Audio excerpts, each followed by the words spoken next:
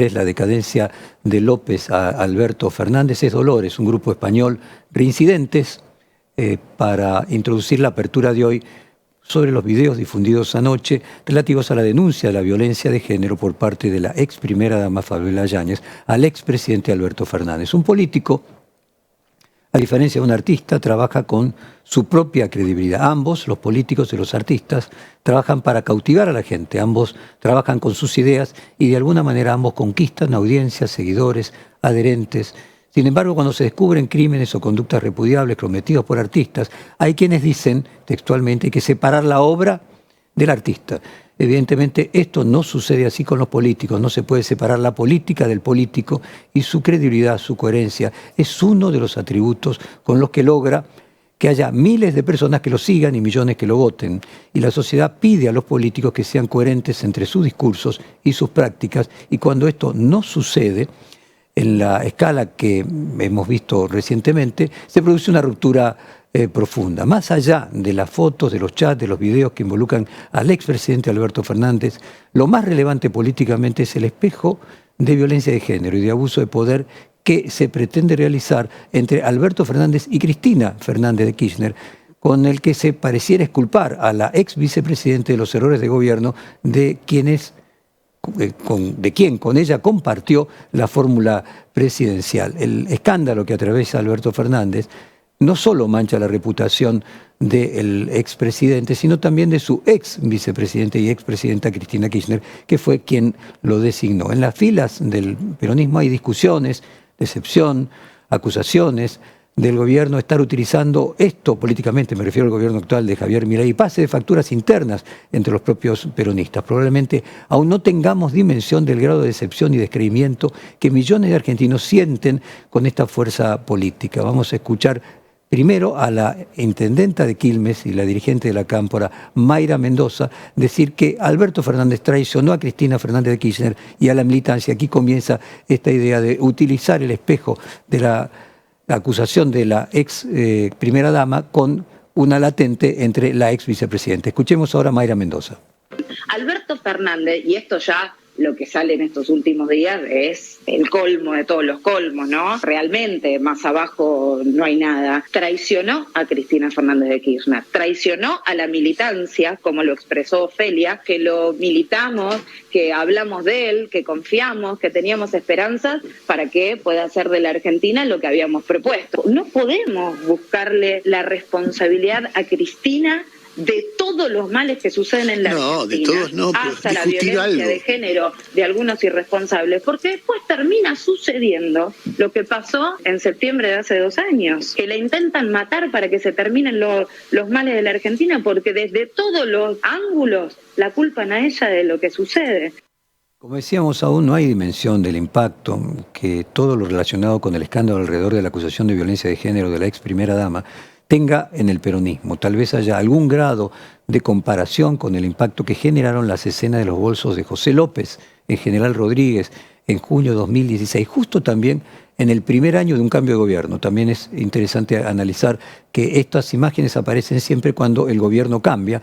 Para recordar aquel hecho, vamos a un informe periodístico de aquel episodio. Esto fue en comienzo de 2016. Este informe es del canal Telefe. Vemos.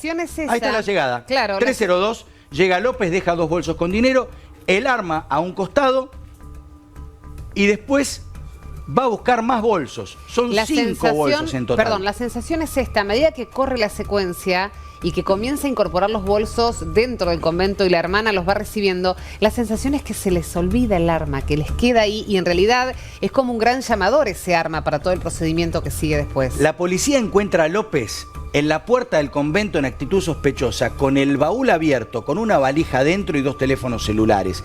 En la valija, en una valija rígida, había gran cantidad de dinero. Le llama la atención ver a López a esa hora, habiendo escuchado el llamado del 911 que estaba tirando dinero, y ahí es que entran al convento. Cuando ven el arma dicen: acá está pasando algo. El presidente Javier Milei en múltiples apariciones televisivas ha hablado de la falacia dominen, este tipo de recurso falaz, incorrecto, en el que se confronta un argumento descalificando a quien lo emite. Hay que obviamente diferenciar entre el emisor que tenga credibilidad, reputación positiva o negativa y con la veracidad del mensaje que se emite. Y siguiendo la línea, podemos preguntarnos, ¿podrá una fuerza con funcionarios corruptos sacar un país adelante?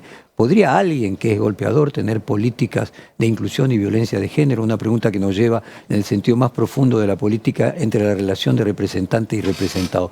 Técnicamente puede y lo hacen. Fernández, que según la evidencia luce responsable de violencia contra su expareja, fue clave de la agenda feminista por el caso con la sanción de la ley de aborto del año 2020. Se le atribuye tanto a Aristóteles como a Maquiavelo y a Churchill la frase que reza que la política es el arte de lo posible. Esto significa que mediante la política se puede hacer posible lo imposible, se puede transformar la realidad, torcer el destino.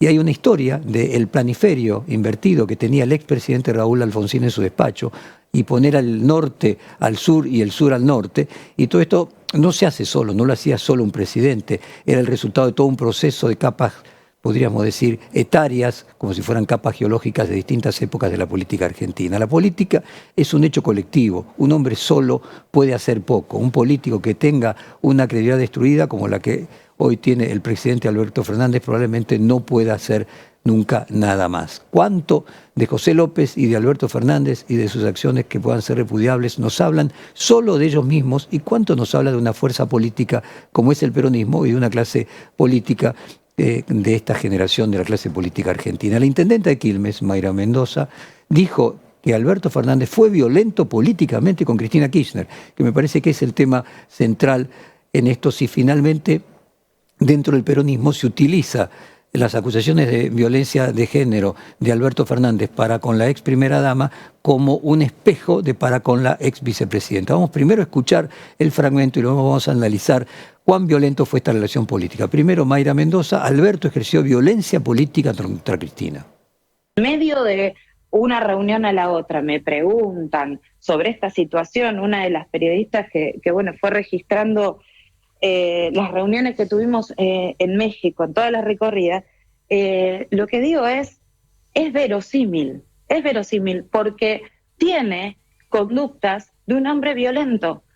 Primero, al no respetar a las mujeres. Segundo, de lo que yo sí tengo evidencia, es de la violencia política que ejerció contra Cristina. Y Cristina quizás no lo va a reconocer. Cristina no lo va a reconocer porque ni siquiera ella se puede ver como una víctima, pero yo sí. Mi generación y con la formación que nosotros sí tenemos, sí sé que se ejerció violencia. Ni Cristina era consciente, según Mayra Mendoza, de que Alberto Fernández hacía violencia política. Yo no sé cuál es el grado de la diferencia de género, la violencia política, pero vale preguntarse cuánto de esto que dice Mayra Mendoza tiene de análisis político de lo sucedido y cuánto de un intento de despegar la imagen de Alberto Fernández del kirchnerismo. Difícil saberlo. Lo que sí podemos analizar es la relación política que tenía el expresidente con la ex vicepresidenta. Vamos a pasar una serie de fragmentos al respecto y que cada uno de la audiencia pueda construir si en realidad el bulineado era el presidente o la bulineada era la vicepresidente. ¿Quién ejercía violencia política en cada uno de los casos? Vamos primero, 18 de agosto, aquí comienza la historia, 18 de agosto de 2019, Alberto Fernández todavía candidato y dice: estoy muy feliz porque voy a tener la mejor vicepresidenta de la historia. Estoy feliz porque voy a tener a la mejor vicepresidenta de la historia, la vicepresidenta más preparada que tuvo la historia. Estoy feliz por eso. Del resto es un problema de inseguridad de ustedes, no mía. Yo sé lo que tengo que hacer como presidente. Yo sé lo que tengo que hacer. Y entonces, qué suerte tengo de tener a Cristina que me ayude a pensar la Argentina. Qué suerte tengo. Pero es una consejera, es mi amiga. Soy el primer vicepresidente que tiene un amigo de vicepresidente. ¿Qué más le puedo pedir a la vida?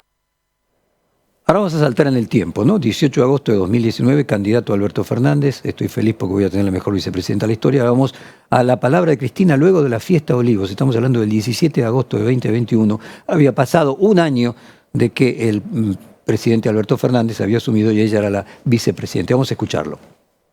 Y no necesitan, como si por ahí los arribistas o los oportunistas, de la operación de prensa del momento para contestar la política. Nosotros no necesitamos operadores de prensa ni operaciones de prensa.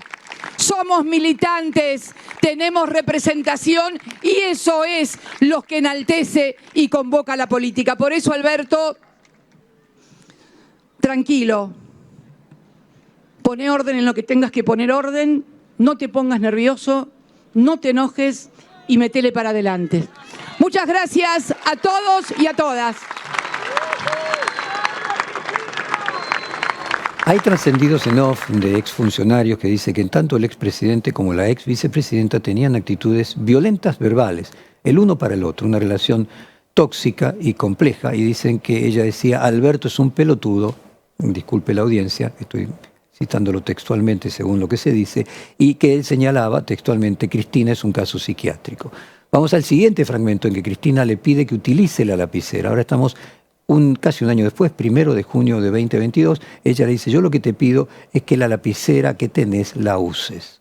Necesitamos eso para que esto no sea solamente una apelación y tenemos que cuidarlo, porque además, Alberto, hay un deporte nacional por apoderarse de las reservas que hay en el Banco Central bajo distintos mecanismos, sobre todo cuando tenemos una brecha como la que tenemos. Entonces tenemos que, yo siempre le digo, te dije la otra vez cuando hice un documento que vos tenías la lapicera, yo lo que te pido es que la uses con los que tienen que darle cosas al país.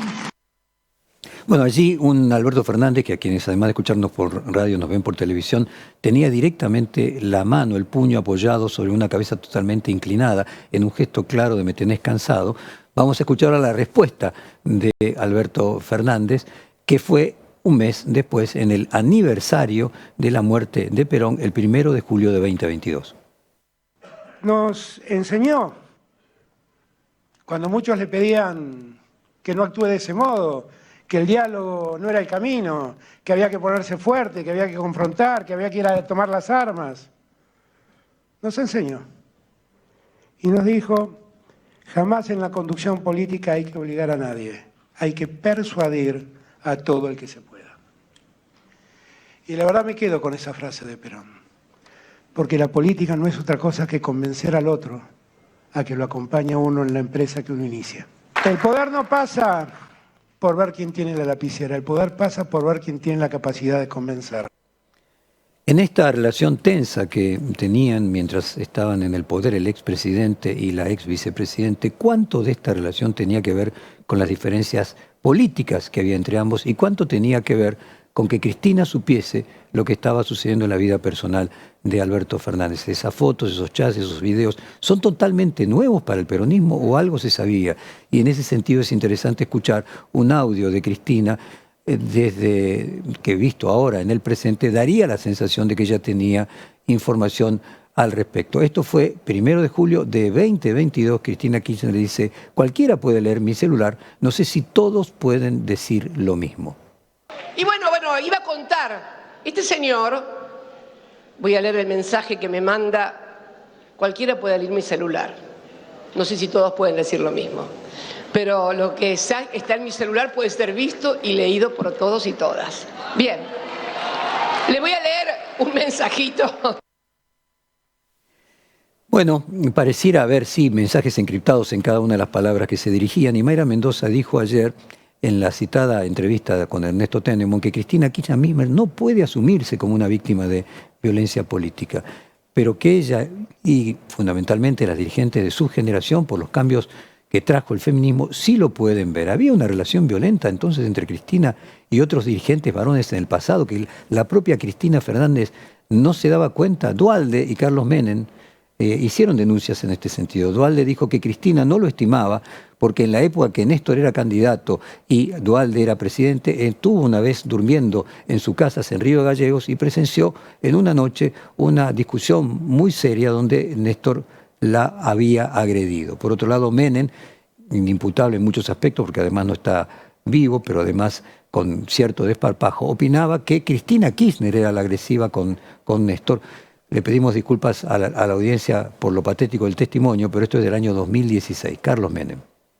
Creo que una mujer inteligente, capaz, muy soberbia, pero si llegó a gobernar la Argentina es por algo. Y ya cuando murió el esposo, ella ya estaba posicionada de la presidencia. La muerte del esposo quedó medio en duda, a punto tal que se está por hacer una autopsia para saber de qué murió. Porque muchos sostienen que a Néstor lo habría matado la mujer. Porque Néstor, de acuerdo a lo que uno escuchó y se informó, la castigaba muy feo. Bueno, aquí vemos los disparates, ¿no?, de cómo se confunde competencia política con violencia política, ya directamente con acusaciones de asesinato. En términos jurídicos aún rige el principio de inocencia y se deberán corroborar las pruebas, que de todas maneras parecen ser contundentes. También en términos jurídicos, acá hay una sola y presunta víctima, claramente, que es Fabiola Yáñez. El kirchnerismo parece intentar, por carácter transitivo, victimizar a Cristina Kirchner y colocarla como víctima de Alberto Fernández, es decir, hacer una traslación entre Fabiola y Cristina. Pero la realidad es que eso ya parece entrar en el campo de las especulaciones de la política. Cristina Kirchner y el kirchnerismo pueden ser arrasados por el escándalo, porque la propia Cristina fue quien designó a Alberto Fernández. También fue el kirchnerismo quien eligió en su cargo a José López y a todos los funcionarios condenados o investigados por corrupción. Cristina Kirchner finalmente está pagando con su prestigio y por lo tanto con su carrera por haber cometido lo que a todas luces fue un error político, y aún no sabemos si será totalmente arrasada por esto. Vamos a cerrar con la misma canción con la que abrimos